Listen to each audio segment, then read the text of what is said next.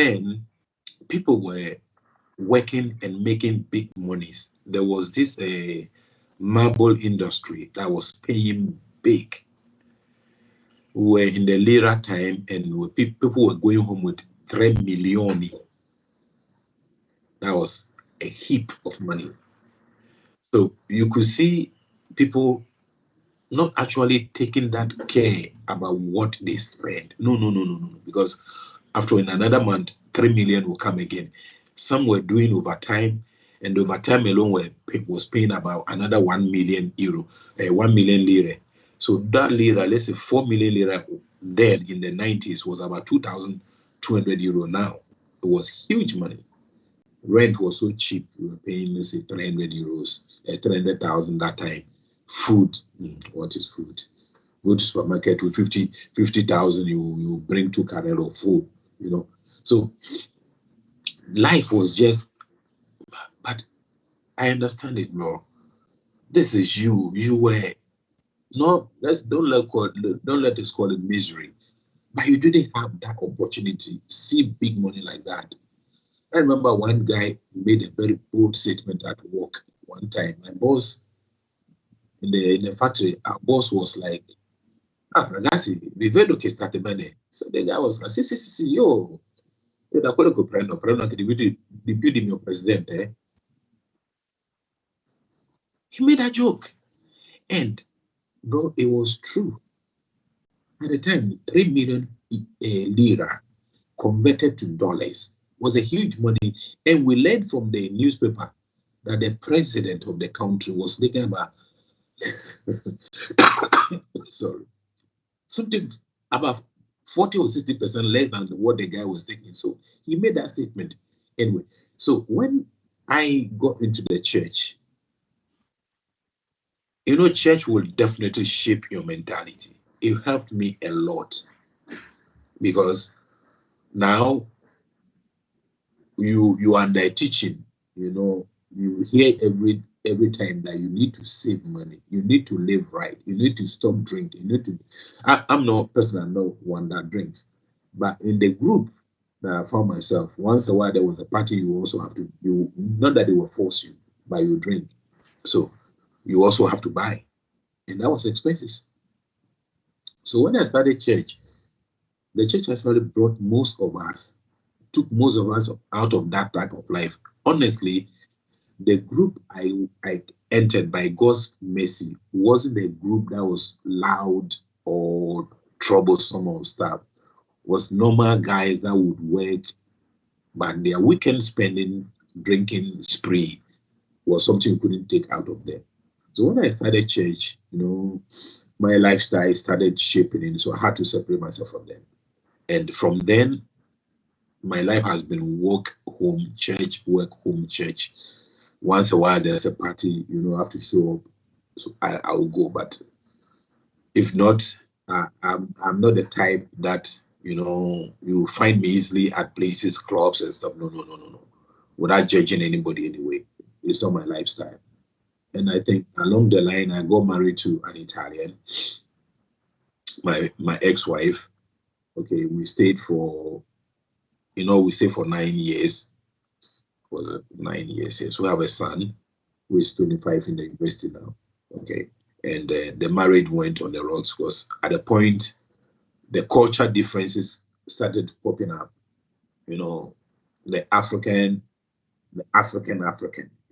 wants to be the man in the house. The European woman is always the woman in the house. So that conflict, the friction was too much. We couldn't move along, get along again. So we divorced. And that story also is part of my story. But so why did I bring that one? When I got married to the white woman, definitely certain associations that you were used to, their type of life is quiet, controlled and stuff. So you will not get. So actually, that one to help me a lot. It did help me a lot. I wasn't seen all over the place as I used to be. And I can tell you, when I bought my first car, you can imagine you that could not afford a bicycle. Now you buy a car. That was 2 years old. And this is funny. At the time, I was the first black man in Verona that owned that car. Everybody was driving Fiat Ritmo, 127, Fiat 127, old worn-out cars, and you find them, the car is broken down, they are pushing it under the rain, and the Italians will be insulting them and stuff. So when I bought that car, even our own people, in fact, this thing, my pastor once in a while will bring it up as a testimony, even our own people were jealous of it. And some were even so nasty, saying that Kweitey bought the car for me so that I could go and betray our own people to them. Can you imagine? But why did I bring this one in? That I'm trying to say that the elevation, okay, that came after so much work and determination. It was so satisfying. But it came with a lot of problems. There wasn't one place I passed that Carabinieri car would cross me and not turn around and chase me. They chased me all over the place. It got so frustrating that I had to print every month my booster paga, the work contract, my house contract, my sojourn, everything about me was in the car. So they will stop me before they ask questions. I'll just pull the file, give it to them. They will read. No more questions. They give it back to me. Because it was so frustrating. So frustrating. But my consolation in all that lied in the fact that even my own people thought I was doing drugs to be able to buy that car. So what of the policeman whose duty is to go fishing for drug pushers?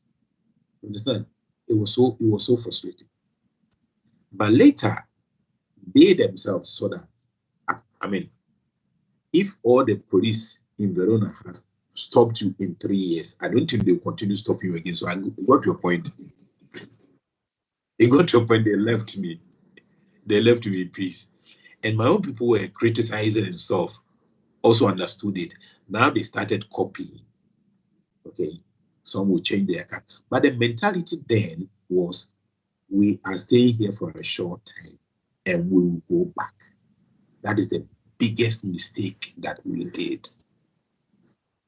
We are staying here for a short time and we'll go back. So guys will buy spoon, put it in a container and send it to Africa. They will buy clothes, container it, Africa, and they'll be wearing these old shirts and jackets from Caritas all over the place. So, and some will go even to the extent of taking clothes from co-workers, Italian co-workers. So my point is, we both take 1,200 euro a month. You send your own to Africa, and I give you my shirt, okay? When you now come to demand some respect from him, do you think you have that respect? No. It will be very difficult, impossible. Which respect do you demand? You can't. So the life at the time, the mentality we had was too small, no vision. After all, we are staying here for a while and we'll go. And that was the craze of it. From Torino to Trieste, everybody was like that. And talk about the louder ones. The louder ones were thought that the more they made more noise, the more they belonged. But unfortunately, it lasted them badly. Most ended up in jail. Most ended up being deported and stuff. I remember when Tozi, my senior now came, it was a serious job. I mean, Verona was under turmoil. It was just getting them like catching cockroaches or in a cupboard, because the more noise you make, the more you attract. And they thought, yeah, they are the guys. No. The guys are those who, with intelligence, okay, are systematically making a difference in society. There are so many forums I've had that I spoke about immigration, the benefits, and when they confront you with examples of our own people who are fighting in the street, there's less you can talk about.